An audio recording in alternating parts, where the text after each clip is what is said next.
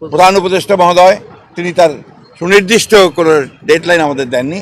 তিনি বলেছেন যে ডিসেম্বর থেকে জুনের মধ্যে তিনি নির্বাচন শেষ করতে চান। এই কথা তিনি আজকে আবার বলেছেন।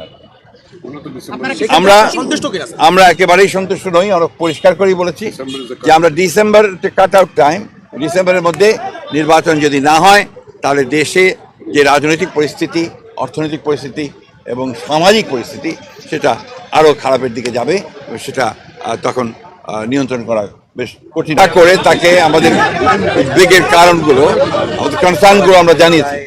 এবং প্রধান যে বিষয়টি ছিল সেটি হচ্ছে যে নির্বাচনের সুনির্দিষ্ট রোডম্যাপ, যেটা আমরা বেশ কিছু কাল থেকেই বলে আসছি, সেই বিষয়ে তাদের সঙ্গে আমরা কথা বলেছি। আমরা বলেছি যে বর্তমানে রাজনৈতিক যে পরিস্থিতি আছে এবং দেশের যে অবস্থা, তাতে করে আমরা বিশ্বাস করি এখানে অতি দ্রুত একটি গ্রহণযোগ্য নির্বাচনের মধ্যে দিয়ে এই সমস্যাগুলোর সমাধান করতে হবে।